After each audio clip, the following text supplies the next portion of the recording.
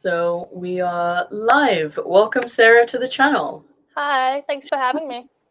I've never had you on my channel. I've never been on your channel, but Hi. I'm very excited because I watch a ton of your content, and I really enjoy your content. You're very soft-spoken. Your energy is like very calm and soothing, so I like that.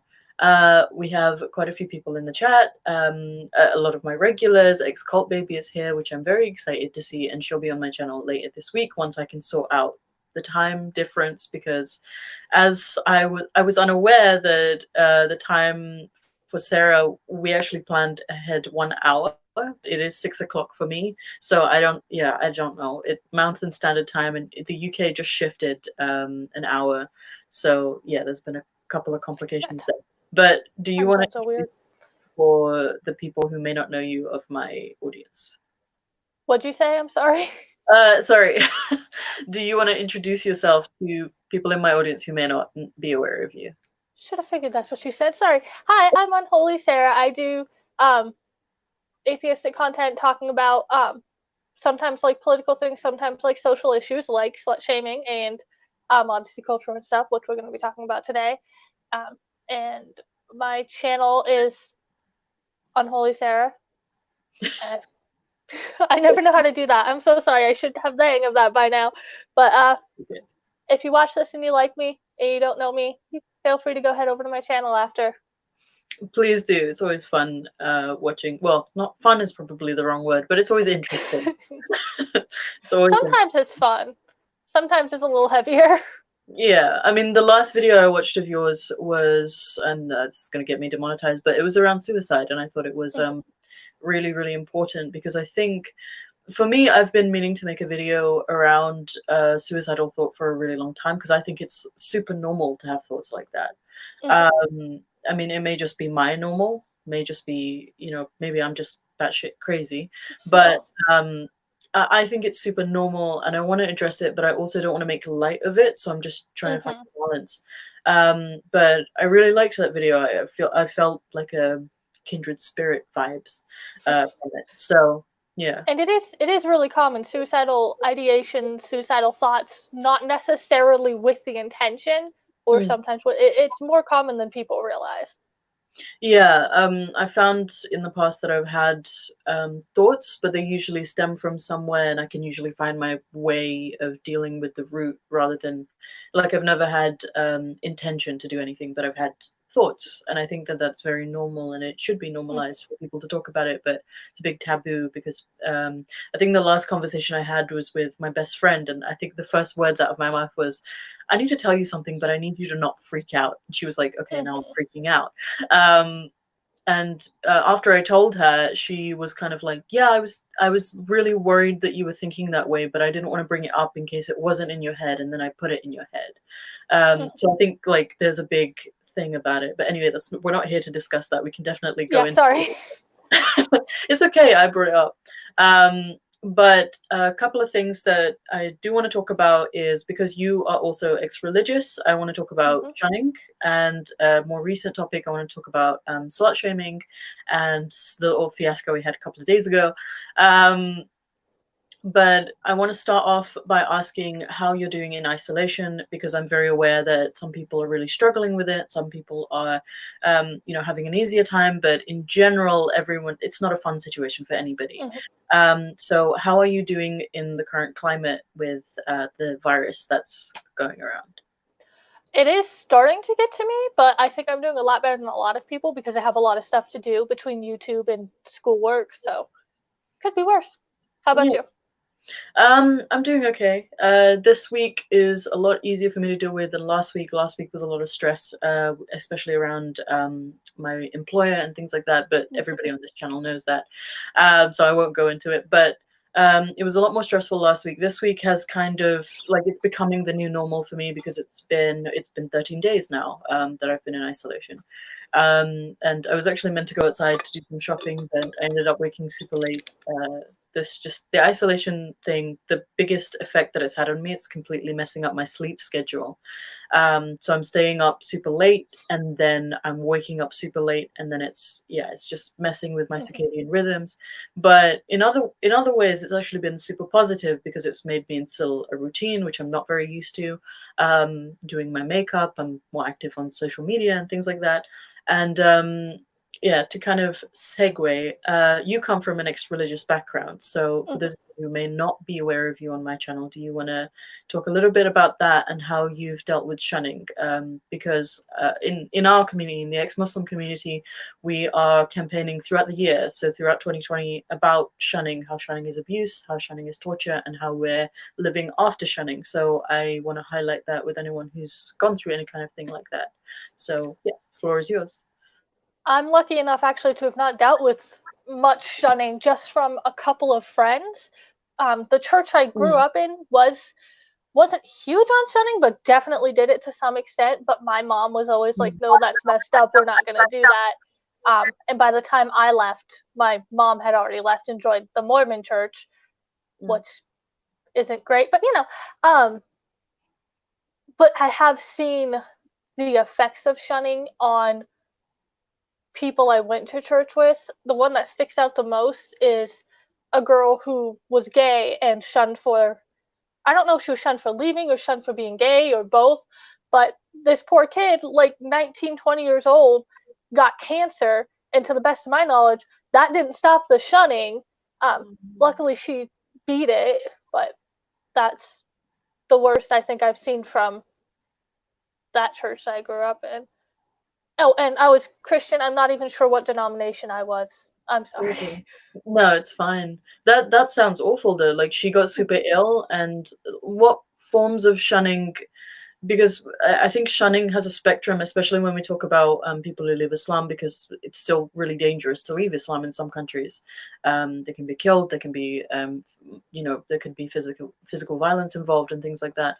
So, in terms of the type of shunning, what would you describe that as? Is it more like verbal ostracism? Is it just ignorance, like they're just ignoring this person completely as if they don't exist? What are we talking about? Um, kind of ignoring. Part of it was kicking the kids out of the house when they weren't, yeah, Mm, as soon as they legally could. yeah. But it never got to the point of like violence or anything, and like just not talking to the person at all. Uh, the pastors at the church had shunned they were like the senior pastors and then the junior pastors or whatever, and they had shunned the senior pastor had shunned their daughter, and it was all family. They were all family. I'm sorry, I'm being a little confusing, but they had shunned their daughter, and then Mm, none of them would even talk about her except for the youth pastor would talk about her because she was mm, his sister.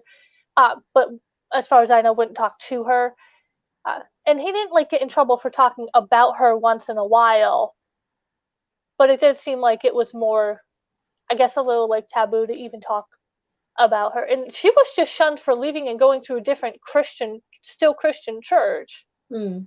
So, Yeah, that's really horrible. Is she still alive? Like, what happened? oh, I don't know. I've lost touch with all those people so long ago. Um, Yeah. they were a bit on. They weren't super old. They'd probably be like in their 60s by now, so probably still alive. Okay. All right. Yeah, that's really sad. I've never quite heard a story of someone who gets, well, actually, it's not true. There have been stories that I've heard that are worse, but not recently, of someone who contracted cancer and then everyone just ignoring them from that entire community, especially if you depend on that community for all your emotional and social needs, you know? Well, Um, fortunately, she had developed new friends, and she had I don't know if she was a girlfriend or fiance at the time, so she did have support, mm, which was good. But that's yeah, good. not from like her parents. Yeah. Mm. For those of you who are, part of the live stream or anyone who's watching later on who want to share your stories about shunning, you can use the hashtag shunning is abuse, shunning is torture, and life after shunning on Twitter, Instagram, whatever, wherever you want to spread it. And also, you guys should feel free. Anyone who's not a Muslim should feel free to do that as well, because it's quite a universal thing when it comes to ex-religious people. I've met people who've left Judaism, Hinduism, Sikhism, Christianity, all walks of life really, who've experienced shunning, and especially within the LGBTQ plus community as well. So anyone who wants to share their stories, please feel free to. But to move on to the topic that we mainly set this up for is slut shaming. I'm not entirely sure how to briefly describe what happened. It was more just me being sick.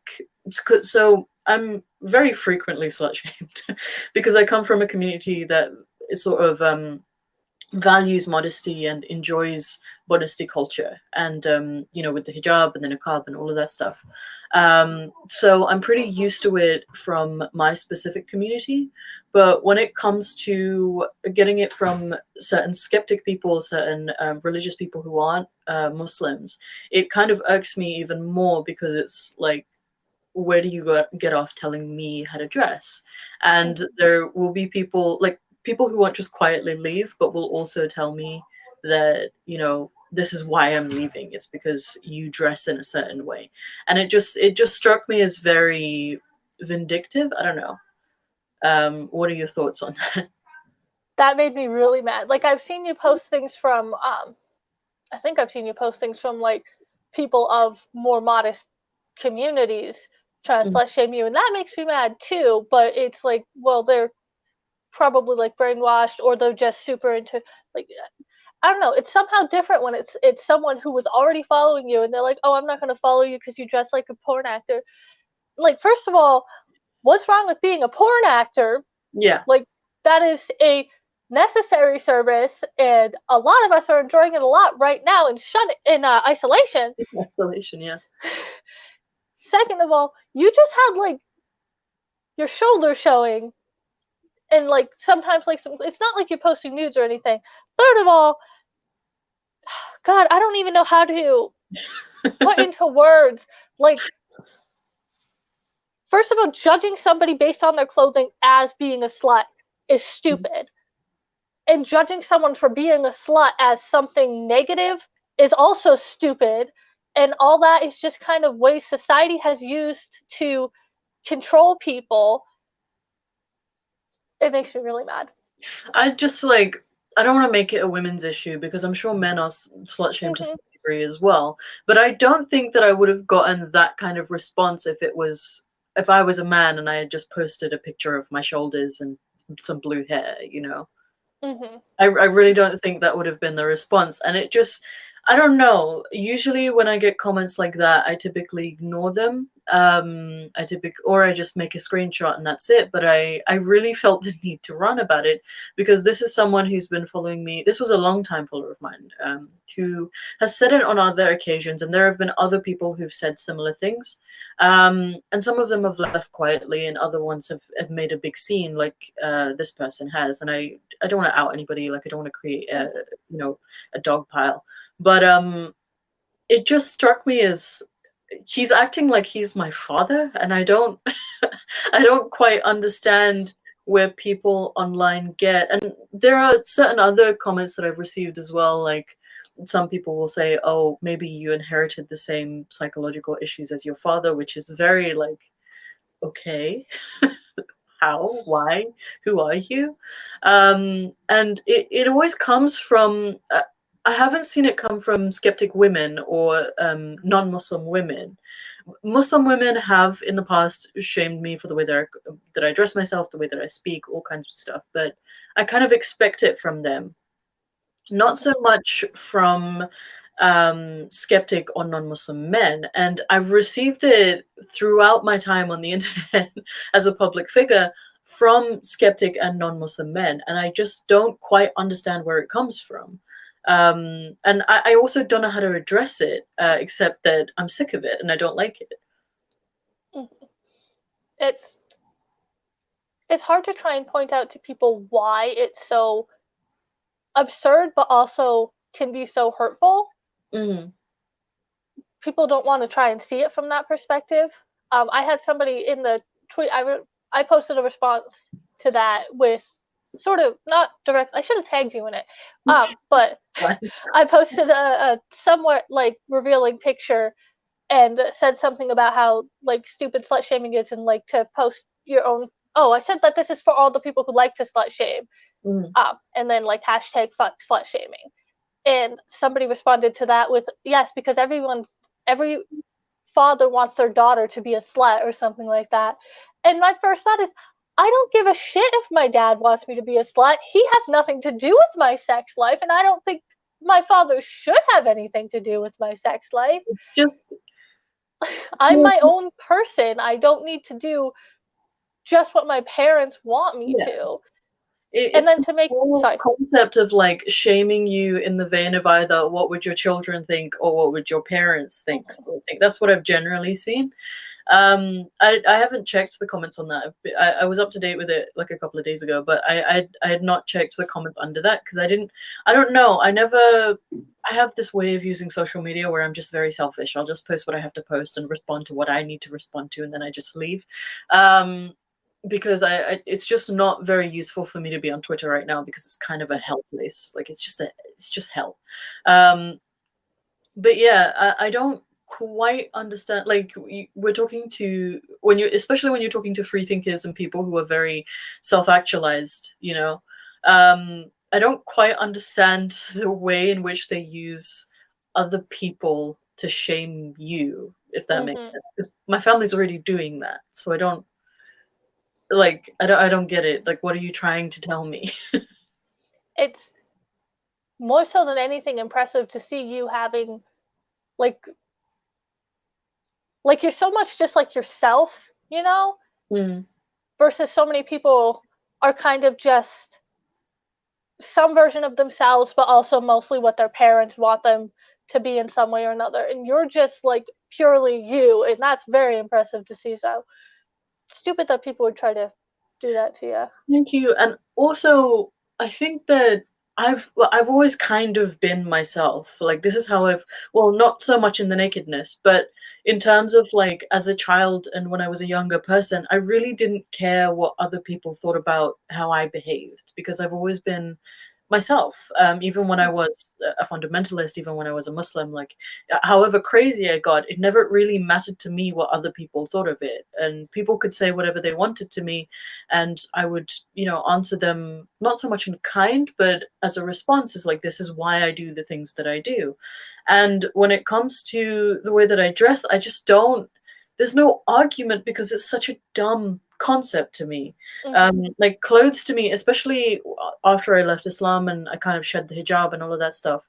To me, clothes are just stupid. I don't like I understand them. The only way that I can sort of frame why people wear clothes is because of the environment, so to protect Mm-hmm. themselves from the elements and all of that stuff, but also because of self-expression, and those are the only reasons I understand for clothing. Because in terms of like nature, you don't really see animals walking around with like hides of other animals. It's just not something you see. Mm-hmm. So for me, especially when I'm in my own home, I just don't like clothes because I like being in my own skin. I like, I'm also someone who's just insane. I enjoy the elements. So if it's cold outside, I want to feel the cold. If it's hot outside, I want to feel the warmth. Like that's just me. I enjoy experiencing life and the things around it. So for me, it was just like it just came out of left field because I'm just enjoying my own space. There's no nipples showing. There's nothing vulgar, whatever you want to call it, Mm-hmm. going on. But I just don't quite understand this need for modesty. And it kind of goes into another topic, but I'll let you comment for here and now. I guess my only comment is that I agree with you though, because it never really made sense. Even like as a kid, even when I would dress modestly because I was religious and stuff, it didn't make a whole lot of sense to me why we put so much stock in like how we dress Mm. and like having to cover up and stuff, because I only ever really saw it at the time. I only saw it as a way to like protect yourself from the elements. Now I also see the self-expression side of it. But yeah, and like you were saying, it's hot where you are, so you're dressing for hot weather. It's cold where I am, so I'm dressing for cold weather. And neither of us should be shamed for dressing for the weather we're in or for dressing for ourselves. And also, I just think that there's so many other things going on right now that Mm-hmm. like the last thing on people's minds would be what are people wearing and why do I why do you care? Um, and I don't know, it just is so strange to me. But when I was younger, like, I used to cover my face, I used to cover everything, and I went to an Islamic school, but a lot of my friends came from moderate Muslim backgrounds and things like that, or just not very Muslim backgrounds at all, and their parents had sent them to the school to make them more Muslim or whatever. And it never really bothered me that they were uncomfortable in the way that I was dressing, because I wasn't telling them how to dress. It just wasn't something that I did. Like, obviously I used to do a fair bit of preaching and say why it was good to wear the hijab or whatever. Obviously I don't stand for that anymore. But it would never be a case of, oh, you have to wear this. It just wasn't. It's just such a stupid argument to have. Like, why would I tell somebody else how they are meant to dress? It just did not click with me. But for some reason there is this whole thing about it, and I don't really know. Um, but the other thing that I wanted to talk about is one of my friends.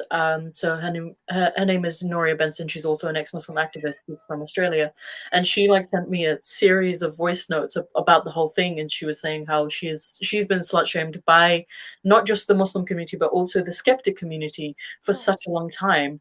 And she's never really spoken about it because she doesn't know how to address it. And the reason she thinks that it exists is because of something she calls tall poppy syndrome. And she thinks that it's because of we stand out as people because we are ourselves, and that is in some way threatening to other people. And in a Western community, that is seen as something irregular, or it's something that shouldn't happen. What do you think about that? I mean, it's not something that I completely agree with, but mainly because I'm not really involved in identity politics. It's just not something that I want to be involved in. But she was saying it in terms of like the cultures that we come from are very, very colorful and loud, and it's very natural in a cultural sense for me to be this loud. Even though, I mean, I identify with certain parts of my culture, but not necessarily in ways that they dress. Like, I identify in terms of language and music and food and things like that, but not in terms of dress. So I don't know what you would think about that. She definitely thought it was a racial and patriarchal thing. So what do you think about that? I've never thought of it from that angle before. That's something I feel like I gotta give more thought to. But the other thing that came to mind was when you said that they've been shamed by the skeptic community too, thinking that maybe this is a bigger problem than I thought it was, and maybe we should Yeah, all be like being a little more loud. it had never occurred to me before that maybe that's what the thing was. But when she said it to me, it was like, yeah, that kind of makes sense. Like, there are some things that I can say maybe that's not true, but some of it is definitely like, maybe it is that. Maybe it is just that I'm just a loud person and people don't like that. Maybe, but if it helps, I think it's a good thing. We need more. Yeah, I don't know. I work with teenagers, and I think the loudest possible people in the world are teenagers. And I don't think that I would trade that for anything. I love working with teenagers. I think that they're so fascinating within their own kind of bubble, and the things that matter to them and the things that don't matter to them are just so irregular, and it's wonderful. It's weird and wonderful, and something that I never want to tell like my group of children that I work with is conform. That's just never something that I want to preach, and it's not something that I want to embody. It's for me, individualism is such an important thing, which is why I fight for like free speech and freedom of image and freedom of thought and all of that stuff. Because so many countries in the world will limit that to such a great extent, and it just, I don't know, it just bothers me that there are people out here who will actively try to stop you no matter what their background is. And it just became such a thing for me. But I don't know. I don't know. Like, again, I don't want to get involved in identity politics, but I do think it has a significant amount to do with that. Yeah, and what you're saying about teenagers being loud too is that, or what I was thinking is that tends to be so common among younger people, teenagers, people like just starting to come into adulthood, and then people tend to lose it as they get older. Yeah. And it's a wonderful thing when people don't lose it. Mhm. I think for me, I never really got to be a teenager because I was kind of an adult for my Mm. whole life, since I was a child, 'cause I have very young siblings, and a bunch of stuff happened in my life that we no longer have to go over because it's just sad. But, I think it very much, made me mature much faster than I needed to. So now I'm feeling as though I'm going through a lot of teenage phases, and I don't know, I never really wanna lose that side of me. I wanna remain this mental age as much as possible. Like obviously the maturity and all of that stuff is needed in some circumstances, but when things aren't that serious, like I don't see what the problem is with it. Mm. And I wish more people would just relax a little bit more in terms of just everything. Yeah. I Yeah, people take things too far sometimes, and I'm sorry, my cat has been distracting me so much I'm having a hard time focusing. You I don't know if you can can hear him, he's being so loud. you can give him some screen time if you want. I don't mind. This is like whatever. You can do what you want.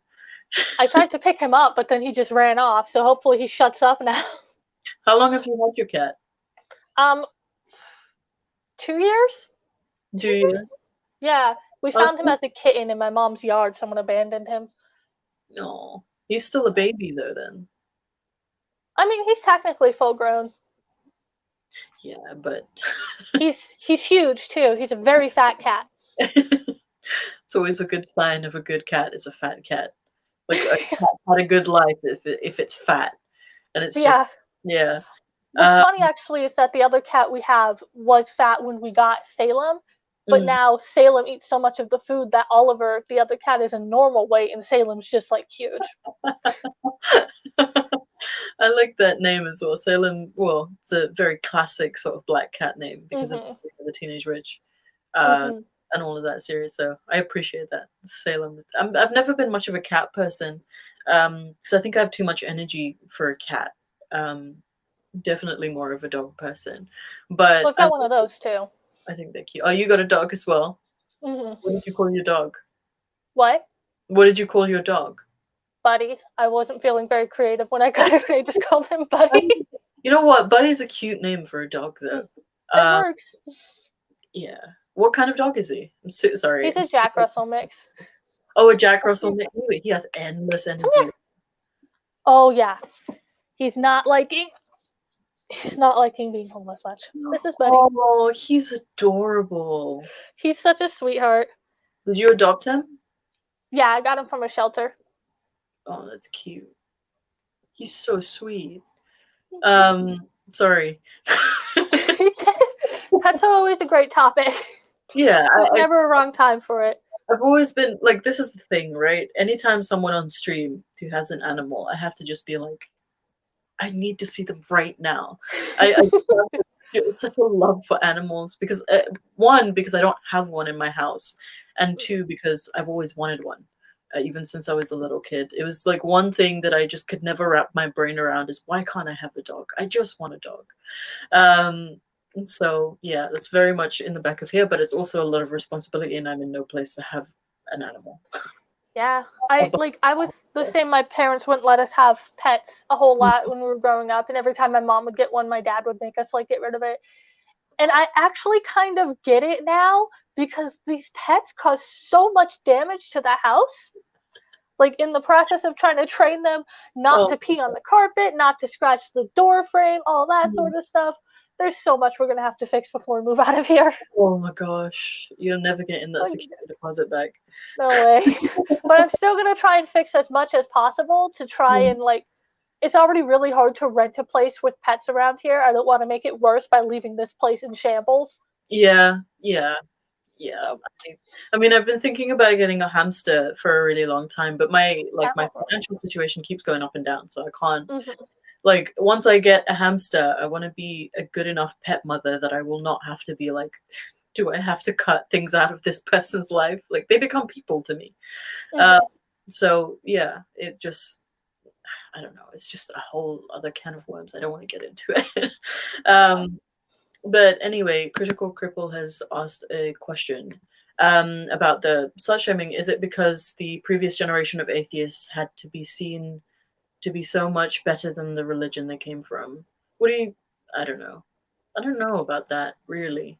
I mean, I'm definitely part of the new Hmm.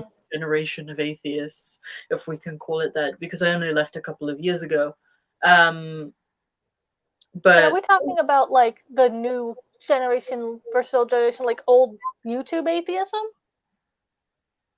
I don't really know because because if we're talking about like old generation atheists, I mean, from my circle would be like Mariam Namazi and some other people like Ayan Hirsi Ali. Ayan is a little bit more conservative, but Mariam's like done demonstrations with her breasts out and stuff like that. So I don't really know.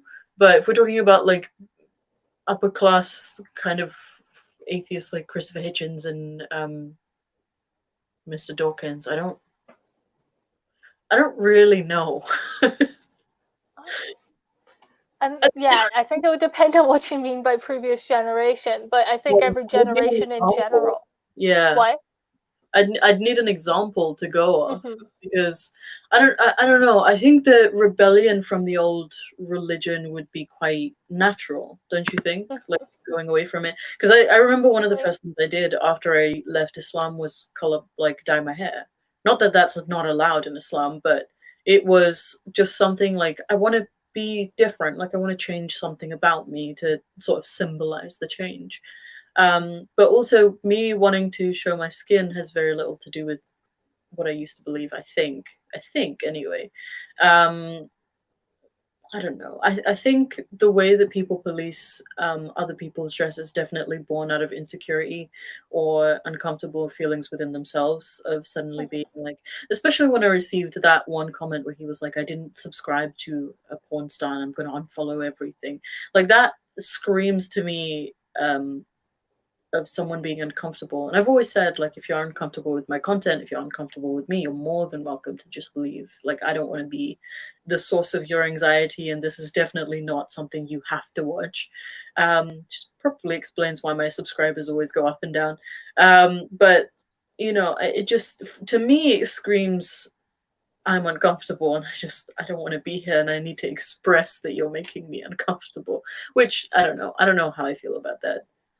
I was talking about the whole thing with I talked about it with Andy Fellows and I talked about it with ex Cult Baby, and I don't remember like which conversation was with which person, so I don't know who this was for. Sorry, but we were talking about to leave. That's one thing. Like to be like, you know what, I'm not really appreciating this person's content. I think I'm gonna like unsubscribe and stuff. That's one thing. That's fine. Mhm. But to in the process make a big deal out of it and try and shame the person, that's where the issue is. Mhm. Like I do think it's kind of dumb to leave because you're showing skin, because from what I can tell that's something you've always done. But like do that quietly, that's fine. But do it like they did it, that's stupid. This might come as a shock That's to you, dumb. but like a lot of people who have um, unsubscribed or left my content have very rarely done it because of things that have come out of my mouth. They've always done it because of some arbitrary reason, or you're aligning with this person, or you're showing too much skin, or you're just not balanced enough. Which I feel like I'm a pretty balanced person because I'm just out here trying to learn new things.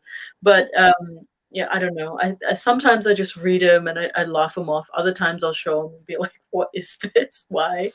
And I feel like a lot of my viewership, especially when I put out something borderline controversial or actually controversial, like drawing Muhammad or something like that, a lot of my viewership comes from people who don't like me, and I've just never understood that. Mm-hmm. Like, if you don't like me, no one asked you to be here. Mm-hmm. It's weird to me that you get people telling you a lot that they're leaving. I've never had that. I don't know. I don't know. Maybe it's just a me. Maybe I'm the problem. Maybe it's just a me thing. Um, but we've got a question from Doorknob Head who goes, self-actualization is a term that has been used in various humanistic psychology theories. Are there humanistic psychology theories? I don't know. I just know that in the pyramid of needs or necessities, I can't remember who came up with it because I'm an awful student. Do you know what I'm talking about? Maslow. Maslow's hierarchy of Yes, needs. Maslow's hierarchy of needs, that's what it is. At the top is self-actualization, and I think that I don't know, I feel like a lot of people don't prioritize that. I mean, it is the last thing that you should focus on after, taking care of food, water, and shelter and love and all of that stuff. But I think I've reached a point where I can sit here and try to do that. And being a part of a community and being on YouTube and being a public figure that a lot of people maybe look up to a little too much, um, I think it's really, really important for me to self-actualize and show that I'm progressing in that, if that makes sense. Yeah, and I think it's important to show like what's real, like whether it's positive or less positive, to Hmm. show like ups and downs and stuff. But yeah, trying to progress towards self-actualization and remembering that you yourself are important. And that goes for you and that goes for everyone watching and everyone else in the world, Hmm. and that you're worth getting to that point. I don't know. I think I go through phases where I'm like, I don't think I'm as important as I think I am, and I'll go through other phases where I'm like, I'm the most important person in my life. And it constantly fluctuates. Like I've frequently asked myself whether or not I should see if I can get a diagnosis for bipolar depression, because I do have extreme highs and lows, but I don't think to the extent of bipolarity. At least I don't think so. Um, but I do try to. I enjoy introspection. Sometimes it causes me a significant amount of like emotional pain, but I really, really do enjoy introspection and like thinking about why I do the things I do, especially if I see something or I read something in the media that just like someone will say, "Oh, I do this for this reason," and I'll sit there and I'll think like, am I doing that for that reason or am I doing it for a different one? And I'll like go through introspect. Sometimes I'll do it independently, and other times I'll like talk to my best friends about what they think about it. But I do think it's really, really important, and I think it's something really undervalued that I don't see a lot of people doing it. I remember when I first brought it up to my best friend, she was like, "It's really weird that you think about your thoughts, but also it's cool. Like I like that you do that." But it's also really weird. Like I don't see people doing that. Um, Mm-hmm. so I think it's really undervalued, and I think a lot of people should do it more. Um, but I don't know. I might just be talking out of my ass, and everybody does it, but I don't really know. I don't know. I think I'm gonna be doing it more now that we've talked about it, or like trying to. um, That's a good point. I do think that it's. I don't know. I think that there are definitely. Um, there are definitely downsides to it, because sometimes you really have to delve into the darker sides of you and Mm-hmm. think about why those sides of you exist and whether you can improve those or whether you can just accept them and move on. Like for me, I know that I can be extremely manipulative. That is a characteristic that I've had and something that I've done before, especially when I was living in a circumstance that, just wasn't very fun for me, with my family and such. And Mm-hmm. I used a lot of manipulative tactics to get out of that situation. And I still don't know how I feel about that. While I do understand that it was something necessary for me to do, it still occurs to me that it's something scummy, and I don't want it to persist, sort of thing. So I think that it is uncomfortable, and I do understand why a lot of people don't do it, but it's important to me to do it because I have that quality, and I need to check myself constantly. And oftentimes I'll post something, especially if I post something very petty or I post something very angry, and like a couple of hours later, I'll be like, should I really have posted that? And what was the thought process that I went through for posting that? And did I need to? And usually I'll find that when I post petty things, I like doing that, because I describe myself as a petty person. I think that it's necessary to get whatever's off your chest off your chest. Otherwise, it just sits there and festers and it becomes Mm-hmm. something else.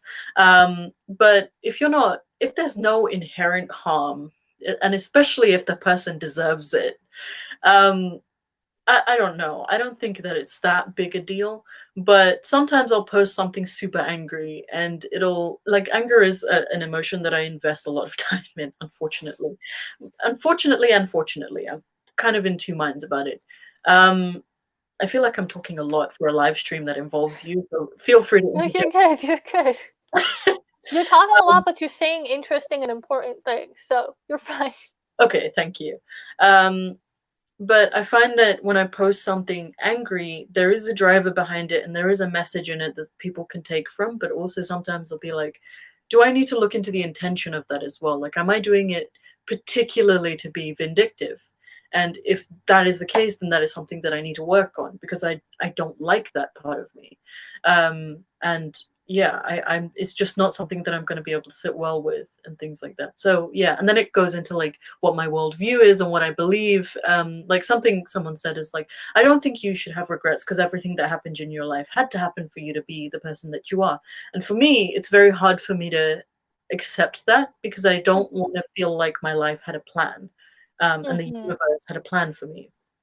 Because I think that the universe is inherently disorganized, and I like that idea because it means that I can blame a lot of things that happen randomly on the universe.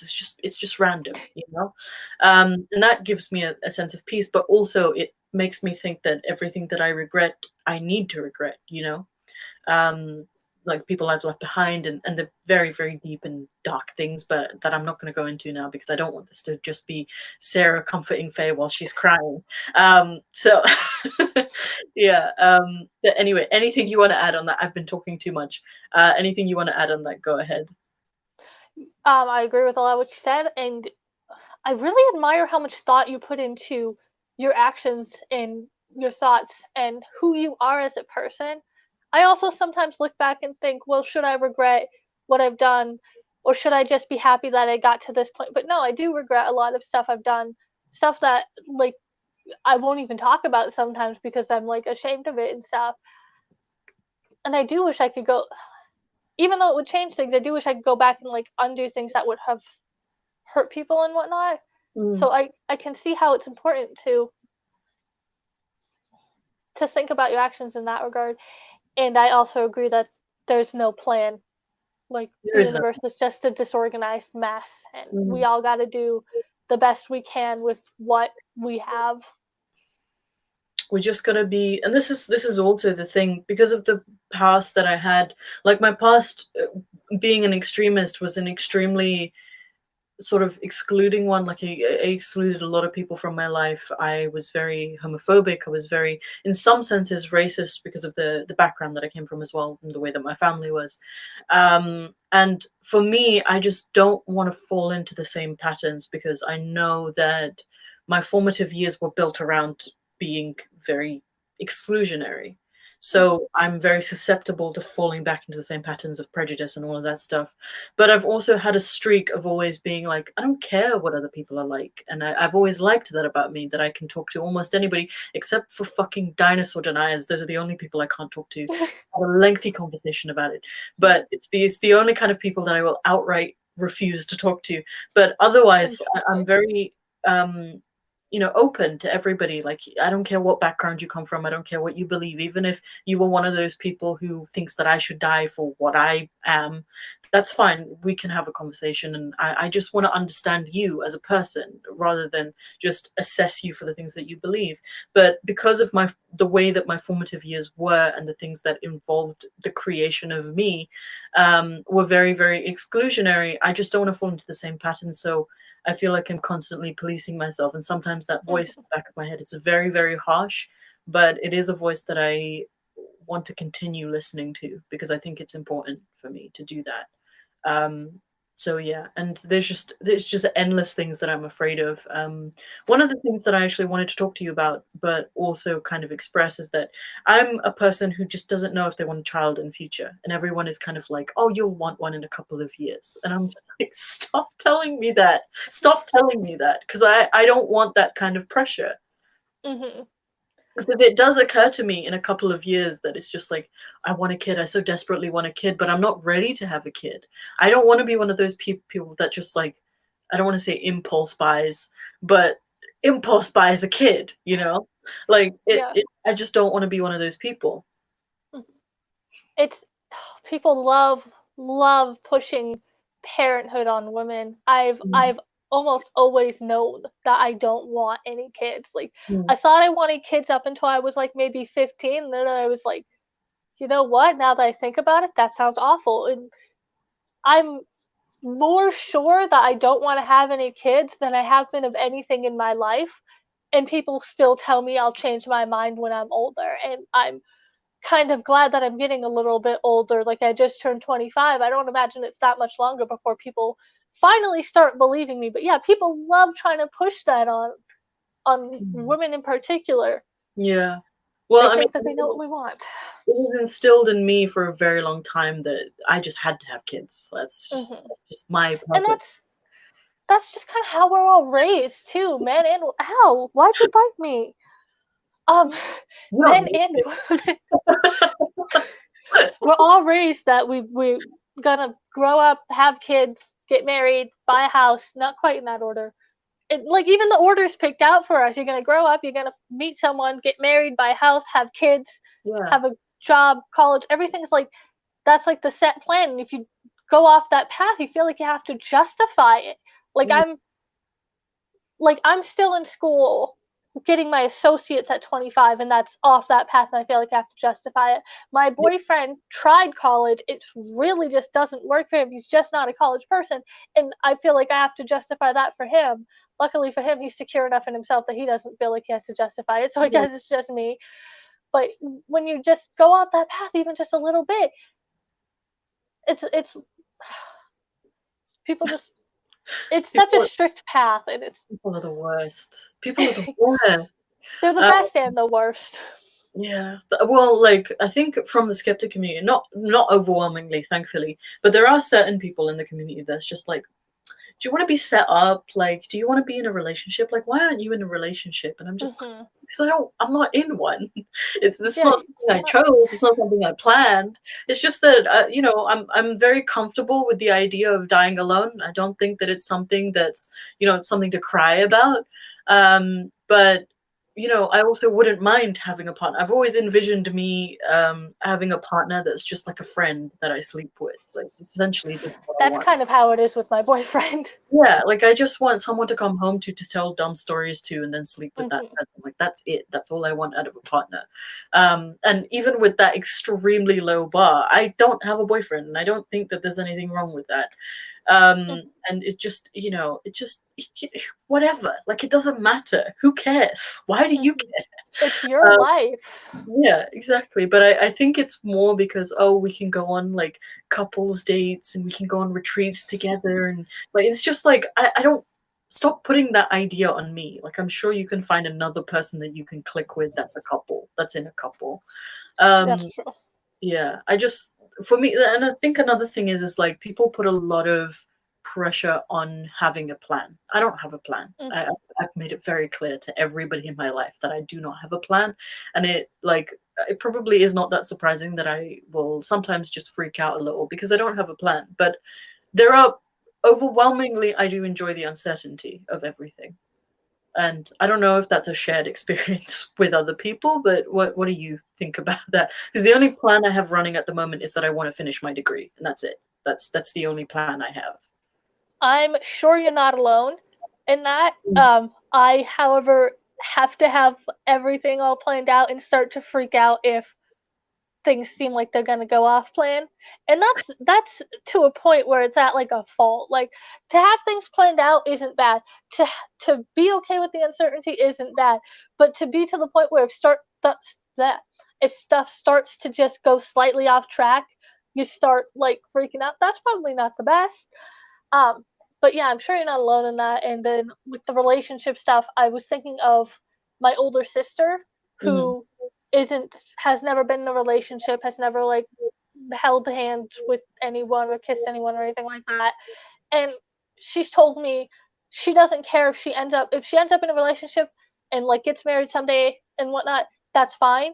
But if she doesn't, that's also fine.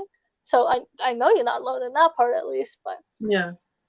it's all just about what every person wants. And I think maybe part of why people are trying to push stuff on you, trying to push stuff on other people, is it makes them a little uncomfortable when this plan that they've been told since they were little, this thing that is supposed to be what you do, that's like the ultimate goal or whatever, Mm. to hear that you're happy without it, somehow like it doesn't quite click, and it makes them a little uncomfortable because it doesn't like make sense. Yeah. You know what I mean? Yeah, I'm hearing you. No, I get that because I have this at my work where I used to work. I don't know if I'm still working there. It's very up in the air. But I had a coworker. She was this lovely Muslim lady, and she's just so welcoming and lovely. She knows where I come from, and she gets it. And she's just like, you ever want Asian food, just come to my house. Like you're welcome. You're welcome in my home, and that's just wonderful. But she's married, she has kids, all of that kind of stuff, and she's just like, "Why don't you have a boyfriend all the time?" Mm. And she just acts like a mother figure to me, which I kind of get. Like I'm not uncomfortable with it, but she also knows that I kind of know what I want when I want it, and she knows that when it comes time, and she's very accepting of that. Like she balances the whole I think you should have this, but also I know what you want, that you want what you want, and that's okay. And she's very good at balancing it. And just wish more people were like that. Hmm. Like you can tell me what you think I should have, but also you should be okay with me wanting what I want, and that's it. That's it. You know. Yeah. My parents have gotten to the point where, like, what was that? Did that make any sense? I'm not entirely. Yeah, no, it made sense. My parents have gotten to the point where, like, the three of us, their three kids, are all so different, Mm, and we all have little parts of what's like idealized or whatever.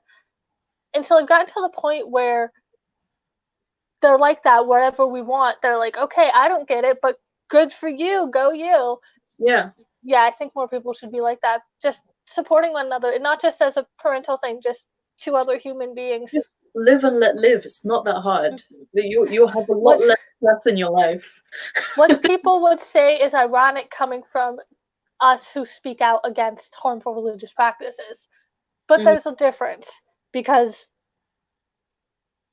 no, we I don't think want to live see and people let hurt. live inherently has the terms and conditions of as long as nobody's getting hurt. Yeah. It inherently has it.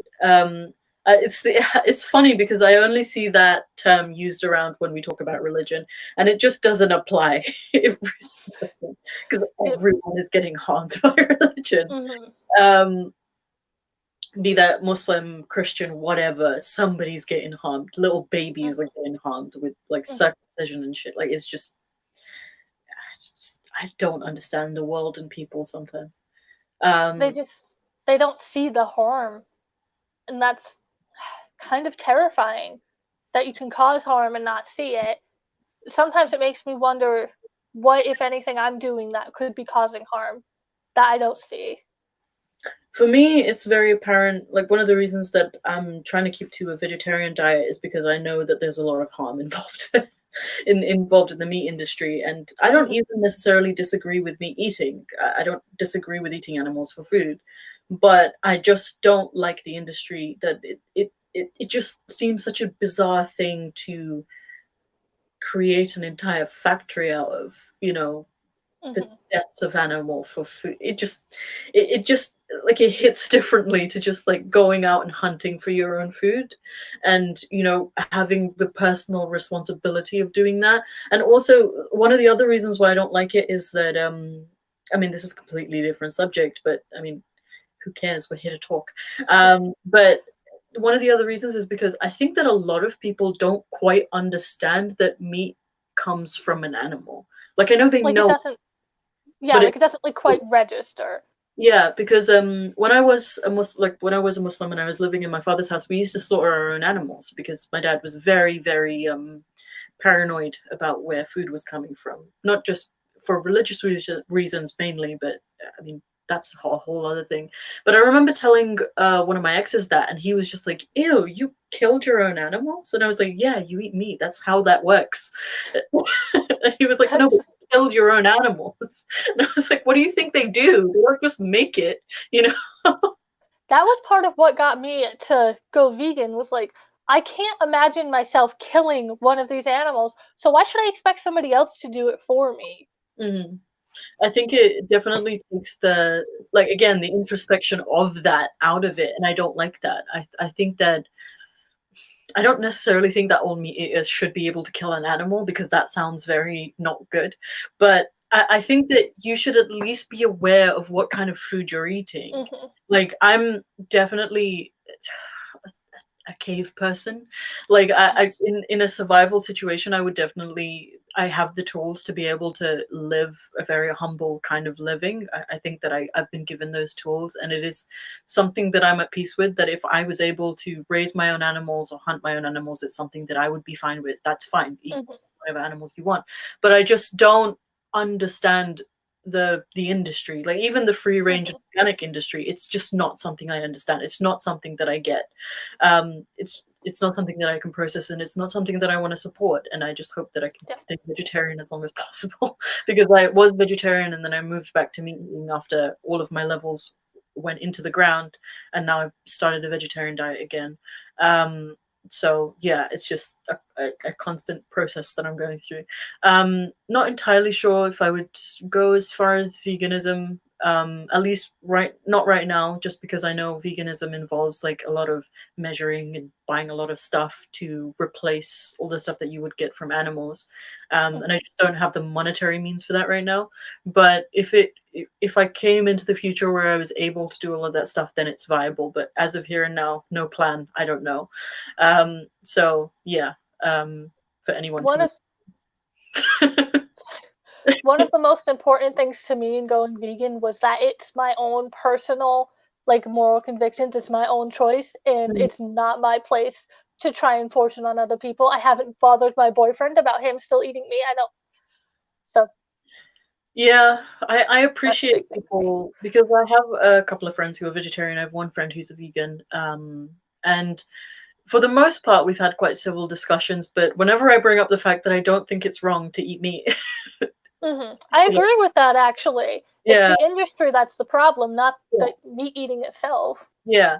I think some people get very mad at me. I've had many a dinner that people will throw a fit, even if I'm having a vegetarian meal, who will throw a fit, and it's funny and hysterical, but other times it's just annoying. Like after the third time that this has happened, I can't keep doing this with you. You can't keep bringing up meat at dinner tables. It just isn't an appropriate place to talk about this. I would Mhm. kind of understand if it was just like us shooting the shit while we're at home, but it's different when it's in a public place and everyone in the restaurant is getting involved, and I don't want to hear it. Like it's just very uncomfortable.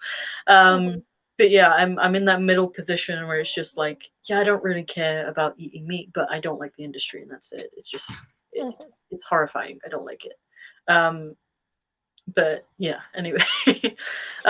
But when did you turn vegan? When did that happen? Oh, it's only been a few months. It was like mid-January, Okay. so And how's it going so far? pretty good. Um, my God, I have found some really delicious vegan recipes online. That's good. That's good. But I think it also, once you turn to this kind of a diet, I think it also encourages you to cook a lot more, which is Mhm. good. Yeah, less It's fast food. And oh man, I used to eat so much like snack cakes and candy bars that are not vegan, and I eat so much less sugar now because of that. Like I'm not great about it. I still drink soda and stuff, but it's a lot less. So I'm yeah. glad for that. Soda is an addiction. I don't Oh know my what it God. is with me and like carbonated drinks. I think it's Mhm. just the combination. Like I have a whole bottle of Diet Coke, just like, and it's like the cheap one. Just I mean, Mhm. I got it so that I can mix it with alcohol, but I've just been drinking Diet Coke. Um, but yeah, I don't know. It's a whole other addiction. It Um, really is. it's just I like the feeling of it. I like the sensation. Mhm. I um, was I was trying to cut down. I keep drinking way like being in isolation and like um what's the word? What's the word for it that we're all doing right now? The social distancing? I yeah. don't know. But being in isolation and being so bored and everything has made me drink more soda than I should, and I'm trying so hard to be better about it. um, I mean, I've not been eating particularly well in isolation because I've just managed to buy a lot of ramen or like dried noodles, and I've just been eating that Mm, endlessly because I don't understand why people hate on it. I love like instant noodles. I love mhm, the flavor of that. Maybe I'm just weird, but yeah, I don't know. It's not the healthiest thing to eat for sure. I mm, was definitely eating a lot healthier before isolation. But it has caused a lot of my friends to look into cooking because they're just used to eating like fast food or like ready meals. One of my friends learned how to bake. Like I'm so excited for her because baking is something I suck at. But she's never like cooked for herself before, and I think she's like venturing into this new hobby, and she's really enjoying it. So I really like that. Um, so yeah. uh, I've been Sorry, go on. I've been hearing a lot of people talking about finding new hobbies and getting back into old hobbies and stuff because Mm. what else are you gonna do? Pick up the knitting needles or your sketchbook or whatever that you haven't touched in years. Get Yeah, good at it again. I was talking to, so I did a live stream yesterday with a couple of people from the You Don't Love Me podcast who are a bunch of gay ex-Muslims. A couple who are gay ex-Muslims together. I don't know if that's clear. But we were talking about how this is definitely a time for creatives. I think that there's just a lot of people, um, like a lot of people who are creative and just don't have enough time to invest in their creative outlets, and this is definitely a time for them to invest in that. I mean, maybe you don't have the tools right now. Like for me, because I like drawing, I like writing, I definitely have the tools. I have my laptop, I have my sketchbooks, I have all the tools. But you can definitely get into new things, and I think cooking is definitely one. Languages is definitely another one, especially if you can just download Duolingo for free on your phone. Like there's no excuse not to be creative in this time. Like me myself, I learned how to use OBS like through trial and error because I never follow a tutorial because I just love punishing myself. I learned how to edit videos, how to use iMovie. I'm gonna do a Google deep dive in a couple of days where I just look for memes on the internet, and that's gonna be a video that I'm gonna do because I want to put more funny stuff in my video, instead of just like clicking the camera on, turning it off, and then immediately uploading it to the internet, which was my entire process before. So yeah, I think that you have an opportunity. Just take the opportunity to do something creative. Cooking's a really good one because it'll last you forever. It will, like, what's amazing is how you realize how much you've been spending on fast food. You realize um, how like unhealthy it was, how much better you feel when you start cooking more. It's amazing the change that can happen when you have to cook for yourself or when you just start cooking for yourself.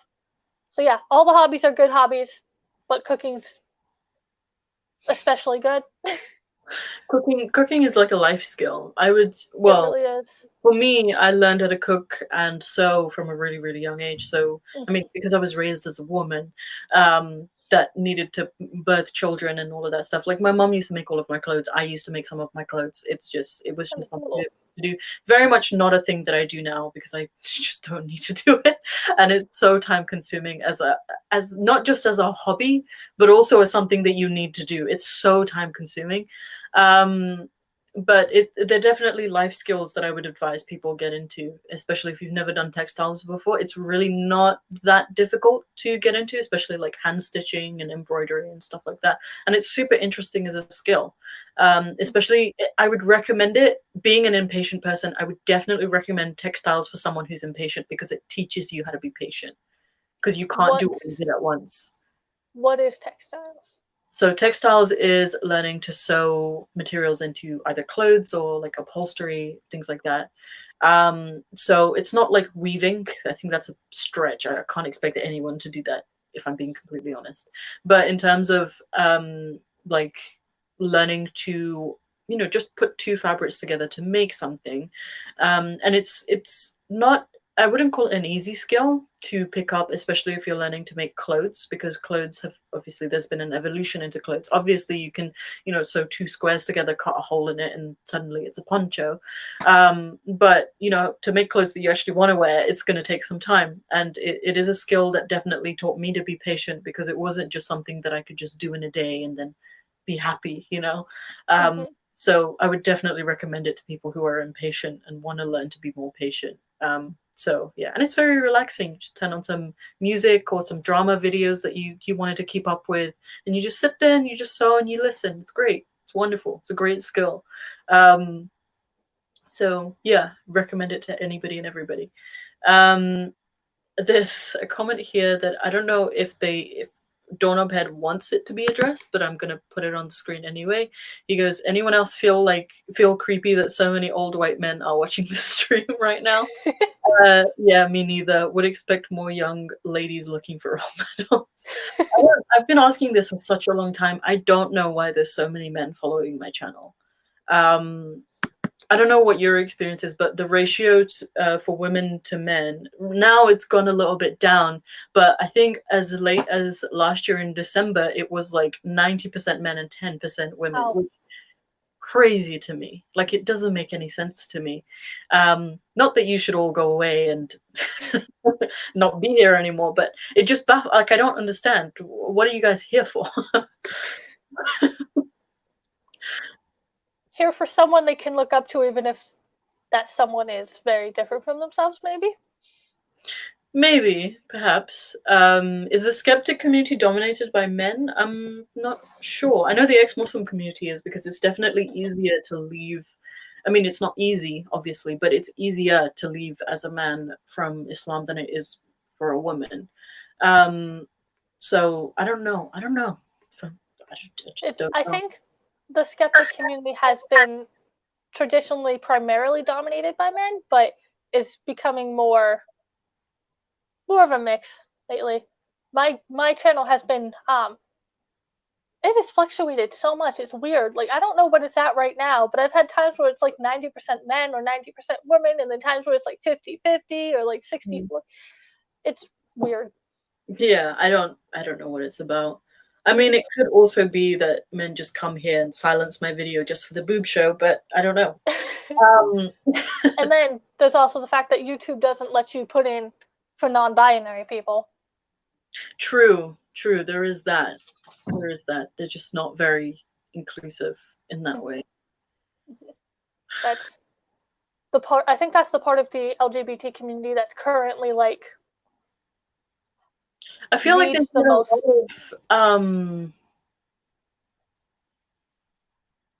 I think that they get a lot of flack for being non. Yeah, It's a kind lot of, of people think that it's like not a real thing, and like I don't know. I've people gone piss through me off.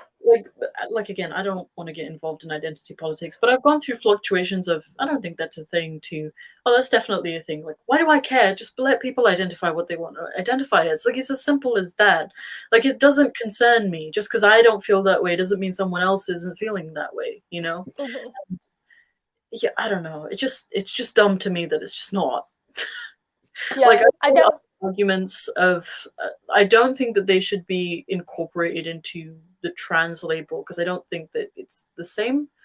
I mean, I might be getting myself into trouble here. I don't, but I don't think it's the same. I think they should have their own label, because it does seem like a different struggle also, because the trans struggle is a type of struggle, and I think the agender or non-binary struggle is a different kind of struggle. It's the same way that you wouldn't, like, trans women are women. I'm not saying they're not women. Again, getting myself into trouble. But it's not the same as a woman who's born a woman and someone who's a trans woman, because they have their own struggle, so they should have a different label. Does that make sense? I don't know. Yeah, but there's also a lot of like overlap, both with like trans women and people who were born women and or like born biologically women, because I understand they were born women, just not biologically. But and then non-binary people and trans people, they also have a lot of overlap too. So I think I get what you mean. I'm Mm, not totally sure if I agree, okay. but the biggest thing I think is trans people are, or sorry, non-binary, well, both, but non-binary people are valid, and even if you don't think that it's like really a thing, like you said, just let people identify how they're not hurting anyone. If anything, you're hurting them by not like recognizing, you The know? fact that people are identifying as non-binary should tell you it's a thing. It's a Yeah. thing that people are there telling you that it's a thing, you know? I don't get people who are like, what do you think they're doing? Making it up to make their lives more difficult? It doesn't make any sense. I don't know, but like I said, like, this is one of the reasons why I just don't involve myself in identity politics, because it just seems like, first of all, for me on the priority list, it's very, very low. Um, because I just think that there are bigger problems. And you know, you do whatever kind of activism that you want to do. Anyone who's watching this now or later, it really doesn't bother me how you identify. I accept everybody. This is a welcoming space. I don't know. I don't like the idea of labels. That's the first thing. I don't like the idea of labels, because I don't adhere to a lot of them. Hmm. But also I understand the importance of them and why they need to be separate. I don't know. It's just an argument that I don't want to get in. I feel like Yeah. it's gonna start now. I got in such a fight with somebody on Twitter like last month and the month before because I said something about being pansexual and they're like, oh, these labels don't matter. You're in a relationship. Why are you even saying that? And I'm like, Well, screw you. It's my label. And if it's important to me, it's important to me. yeah, I mean, I came out as bi last year, and it wasn't a big thing. And I think some people were upset that I didn't make it a big thing. Um, so I don't know. It's just up to the person. I mean, if you don't want to make it a big thing, that's Because it your wasn't a right. big thing for me. I didn't feel like I needed to make it a big thing. It wasn't a struggle for me to come out, you know. Hmm. Not saying that anyone who doesn't have a struggle isn't valid to come out. You want to come. Look, it's just such a non-issue for It's me. For me, it's just personal. It's just so personal. and I don't like. There are just so many other things about me that I would rather talk about than my sex life. Like it's going great. Like, is that what you want to hear? It's wonderful. There's nothing. Really, in the middle of social distancing. Not right now, obviously, but I mean, it depends how you define sex, really. That's fair. um, but yeah, that was another thing that I wanted to talk about, like in the same vein as slut shaming, because Hmm. also women having a lot of sex is kind of looked down upon in the skeptic community. I mean, not so much recently. I was definitely, I don't know if you can go on a bender for sex, but I was definitely doing that last year. It was just, especially after my last breakup, I was kind of jumping from one person to another, and there were quite a few people who came up to me and were just like, "Slow down! Like, what are you doing?" And it's just like, As long as you're being safe, I mean, what's it matter? it's my body. I don't know why Yeah. it concerns people. I think also the other thing was, I think there was one time where I uploaded a picture to Twitter of like hickeys that a guy left me, and it was like 4 of them, and I was very upset about it. Because I had to see people that day, and I also don't want to put any makeup on. I didn't want to put any makeup on my neck that day, and it was just like, just to let you people that you're going to see me today, and I'm going to have these marks on my neck. And he got very upset. He was like, "This is private information." It's like, it's my neck. It's your body. Yeah. If you wanted that private, maybe he shouldn't have left it so visible. Like, Like, I would get it if you were like going out publicly talking about like the experience and like his size or something, but just showing that there's hickeys on I your neck had is, sex the night before, and this man, yeah. against my will, put hickeys on my neck. I mean, I'm not going to go so far as to say it was assault. We were sleeping together, but it was inconvenient for me, and I wanted to express that. And he was just like, "What's next? Are you gonna?" I think he said something like, "Are you gonna show your STD results to Twitter?" And I was like, "I will if I want to. I don't." Mm-hmm. They're your STD results. Yeah, people just. I think there's just like a group of people that's just like, it's nothing private anymore. And it's just like, Mm-hmm. there are things that are private. Like, I will privatize things that I want to privatize, you know? Mm-hmm. I'm And not like if I'm not here so that you can police the content that I put out. That's just not yeah, something that is happening. like and if it's your information, like it's different if it's someone else's information that you put out there, but Mm. it's yours. You can do with it what you want. You can keep it private. You can make it public. You can like sometimes have it public and sometimes like it's you know what I mean. And I think that's another way of slut shaming too. Yeah, for Is sure. like, oh, you need to keep this private because it's a private dirty thing. It's not dirty. It's a Most normal yeah, thing to do. Uh, most people have sex. Like I and know there are asexuals out there, but people who like sex have sex, and there's nothing that should be shameful about that. For sure. And there were a lot of things, like, I'm in a phase of my life where sometimes I just want to be a pretty lady.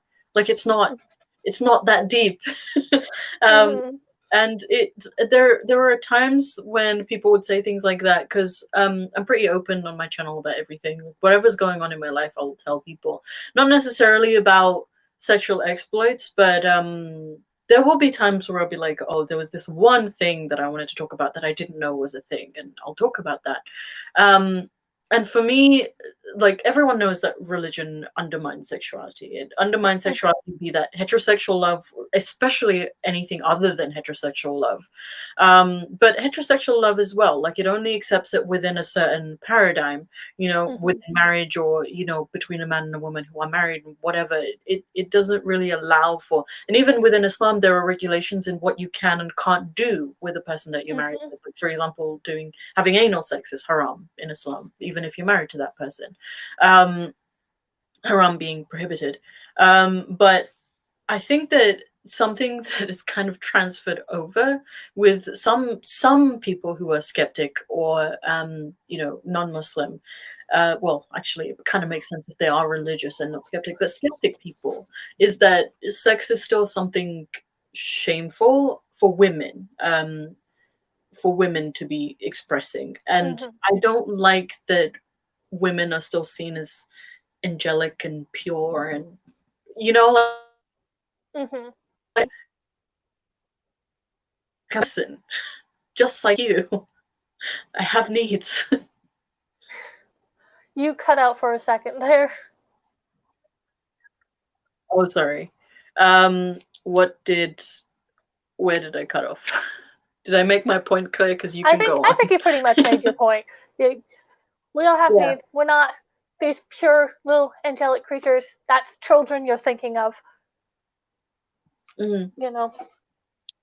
Yeah, it's just so, coming into this community, maybe I had too many expectations of people being on the same wavelength as me, but it just occurs to me that a lot of people aren't, and it's annoying that people aren't on the same wavelength.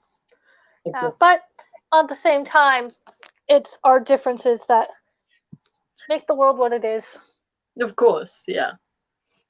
So it's a balance, though, because, like we were saying earlier, things that don't harm each other, Yeah, of course. And I think that, like, unless you're doing something absolutely fucking horrendous in the bedroom, sex is a pretty normal, natural thing. So it shouldn't really matter if people are engaging in it in whatever way that they want, as long as it's consensual and it's between two adults. And this is another thing that is brought to me a lot, mainly by my Muslim audience, is like, oh, you think that sex is such a normal thing, then what's wrong with people having sex with children? Because I made a whole children can't consent. Exactly. It's not that hard. It's so simple. Because I made a whole video, it's like an hour and something long, about pedophilia and how it's endorsed by Islam, which is a pretty common knowledge, I think, now. And how there really is no excuse for it. And people will constantly say, well, you say that homosexual people can have sex. And I was like, yeah, because they're consenting adults. Like, it's not hard. An adult having sex with a child first of all, there's a power dynamic there. Second of all, the child can't consent. It comes right back down to, if you're not harming anyone, if you're not hurting anyone, and if you're having sex with a kid, you're hurting the kid. No matter how much people want to try and say that, like, because dumb argument. Just leave kids alone. Oh my gosh, the amount of times that I've ended that conversation, like with that video, I said, I'm never going to have this discussion again. I've done my whole thing. If a new argument just pops out of the woodwork, I will address it if and when it comes. But as of here and now, I have addressed all of the arguments. I am never having this conversation again. But people will constantly drag me into that specific argument, and I just don't understand why it's still being argued. It's not okay. It's never been okay. Like, I don't care in what point in history. Like, people will talk about how, monarchs used to marry children all the time. I don't care about that. It wasn't okay then either. It wasn't okay then either. No one's saying that it was okay then either. Like, stop it. You're nasty. Yeah. That is definitely different from slut shaming. for sure. I don't know how we got into that conversation. I'm so I sorry. don't know either. It's okay. It's another Um, important topic. but yeah, anybody else who has any final questions, because we've been going for over an hour now, please do post them in the chat, because I think we'll end it soon. Yeah. It's Because getting I'm dark. really hungry. Huh? Because I'm really hungry. Me too. I'm always hungry. Yeah. Ugh. And I Where think that's another thing in isolation is like there's nothing to do but eat. was No, Chris Everybody's says no hand holding. What about paw holding? oh, He's not happy that I did that. He was so cute. comfy. Buddy is so cute. He's so sweet. My boyfriend doesn't like my dog. Why? He thinks he's annoying and like Buddy is really high energy and a bit of a troublemaker, so I kind of get it, but like look at the little face. Oh my gosh. He's so He's cute. so I love sweet. him. Get rid of the boy. I'm not getting rid of anyone. At least he's not like trying to Okay, make me get rid of my dog. He's not like trying to abuse the dog or anything. I agree with Dave. Get rid of the boyfriend. I'm not getting rid of the boyfriend. Because you know what? At least it says something that even though he doesn't like the dog, he's still nice to the dog. Oh, for sure, 100%. If he Well, was, if he wasn't, that'd be a different story. there is nothing that a dog can do to me that will ever stop me from loving dogs. I Like, will say though that there are dogs I like more than other dogs. which dogs do you like the most? I know it's a whole other The conversation. ones who behave well. Oh, okay. Fair enough. But I also like dogs that misbehave because I like being able to assert myself in that situation. Because I have a very like my I don't know what you would call it, but like the energy that I have is very animal friendly, and a lot of animals just like me naturally. Um, so I've found that dogs are more compliant with me than other people. So if they're a misbehaving dog, more often than not, they will behave with me regardless. Come train my dog. I'll fly you out. No, I won't. I don't have that money. I would love. But yeah, I don't know. People have a huge disagreement with the type of dogs that I like. I love big, scary dogs. I love them. I think that like the idea of me having, and I definitely want one at some point in my life, of me walking through the street with a massive Rottweiler is just such an appealing thought. Connor wants, because I've been talking about getting a second dog so that Buddy has a friend, and Yeah. Connor wants a German Shepherd. I love Big German dogs. I don't want to go to a breeder. There are too many dogs in the local shelter. I don't want to go to a breeder. Sure. So it's gonna. I would only want to, but I would, there are specific dog shelters as well. Like here, we have a lot of dogs that are whippets or like greyhound mixes that get put into shelters, which is just baffling to me because they're like the nicest kind of dogs. They're like the most nervous, like chill energy dogs. Even if they run around a lot, they're almost like cats in the sense that they're just quiet and nervous. Like that's it. That's their entire personality. But I think they are a lot to handle when they're young. So you find a lot of young like whippets or greyhound mixes in the pound, which I don't get. Like it just isn't. And I guess like there is a lot of greyhound racing that still goes on in the UK. I don't know how I feel about it really. But yeah, just not fun. Don't like it. So I would definitely just be an advocate for adopt your dogs, don't go to breeders. Yeah. Just but still do research on the breed though. I actually regret getting Buddy instead of a different dog because I can't handle the energy level of a Jack Russell, and I do my best, but I should have looked more into the breed, honestly. Yeah. So do your research. The last time I walked the Jack Russell, well, I say walked, we took him to a park and we had a tennis racket and a tennis ball, and we would just bat it across the entire park for hours. That thing had endless energy. I loved it. That's the kind of energy I live for. So Jack Russell is my perfect kind of small dog. I can't get him to chase a ball outside of the house. Why? I don't know. He'll play fetch all day if it's between like the living room and the kitchen. But once we leave the house and go to the dog park, he won't touch his ball. I think he just gets too nervous or excited. Maybe. Is he weird around other dogs or people? Yeah, he is kind of weird around other dogs. Oh, that You probably. can't have him around other big dogs unless he's like you can get him used to a certain dog. Like Mm, we have a couple of friends who we hang out with a lot, and he's used to their big dogs. mm. But like in general, I have to keep him in like the small dog section in the dog park and stuff because he'll try and fight the big dogs. Yeah, he has little dog syndrome. Yeah, no idea. Little man syndrome. Yeah. Um, so Doorknob has asked a question. That was a lovely conversation, by the way. I have all the time in the world to talk about dogs. Um, he asked, "How did Faye the Most Gracious and Sarah hook up on the interwebs?" I don't exactly know. Um, I remember while I was going through a phase of like drawing anyone and everyone. I think you were one of the first people that I drew. It I was loved that, Yeah, I'm not too proud of that one. Like my but art I school loved it so definitely much. progressed. It was yeah, I was very proud of it at the time. I was like, I'm gonna show her, she's gonna love me, we're gonna become friends. Um, but yeah, I think that was the first time I interacted with you, and I was Mhm. aware of your content. I watched a couple of your videos because I knew you were friends with Excult Baby, and I'd been on their channel a lot and done videos with them. So I know that you guys were in a group, and then they made me aware of you, Nirvadia, and them being part of like a group, like you guys were a gang of the Unholy Bitches. And I was like, oh, I really want to do that. Like, I really want to make that. So I made the first iteration of that, and that was very mediocre for me. I was like, I'm not too happy with this. And then you approached me a couple of months down, maybe like more than a couple of months down the line, and you were like, I want to surprise them, and I want to reuse that banner that you made. And I said, no, absolutely not. I will make you a new one.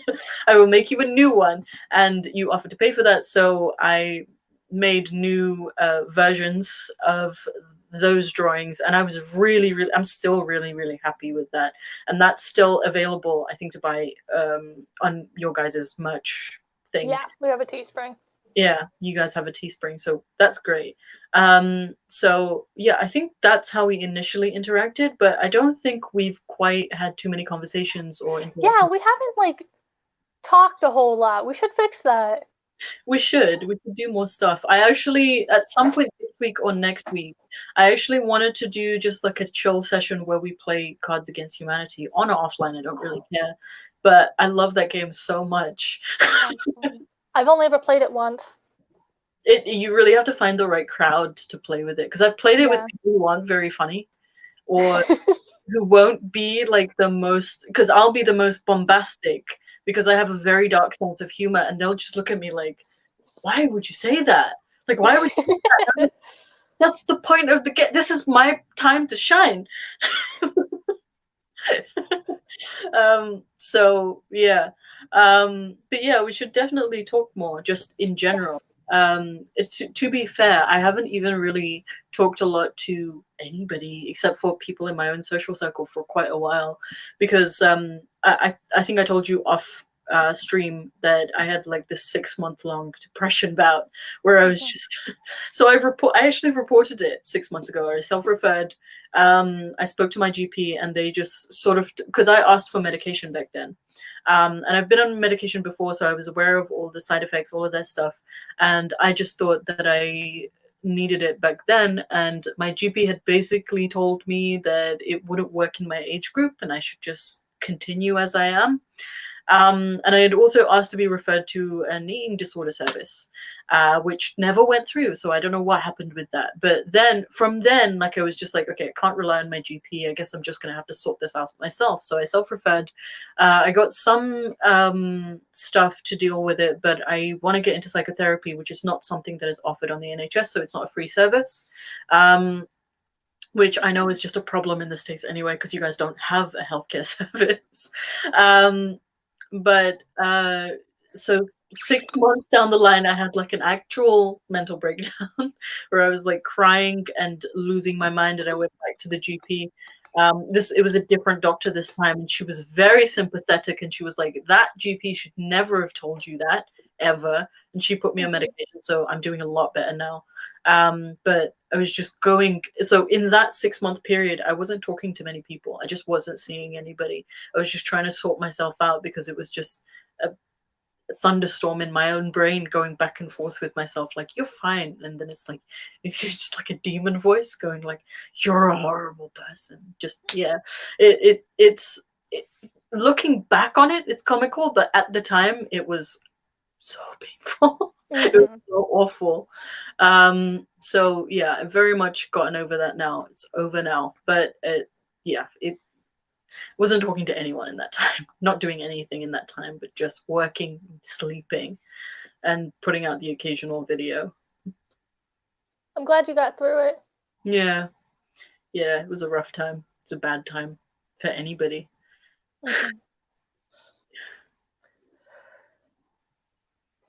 Was there any other questions? That was very awkward. I'm sorry. I don't know how to talk to people. Oh, it's fine. So I think what we might do is we might end the stream because it's been going on for an hour and a half, which is a typical live stream for me. Ramya, who's a regular of mine, she says that it's been a wonderful time listening to us talk. And I've had a wonderful time talking to you, even though I think I did more talking than I should have done. No, you didn't. You didn't do too much talking or anything.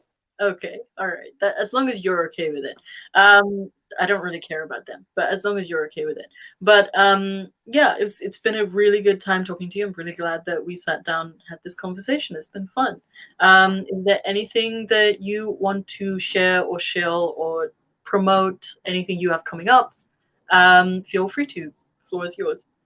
I've been working on trying to improve things in general on my channel, and it's kind of slow going, but hopefully within the next few weeks we'll see some pretty good improvement on my channel. So go subscribe now to see the improvement.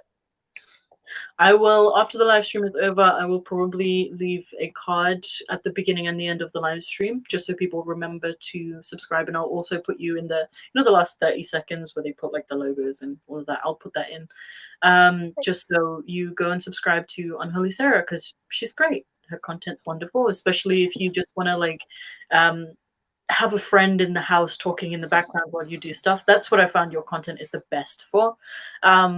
Because it's not like super visual, but it is very soothing to just listen to someone talk if you need that. And I know a lot of people who are isolated right now need that kind of content. So please go and subscribe to Unholy Sara. Also follow her on Twitter, and you need to get your ass back on Instagram. Like I have no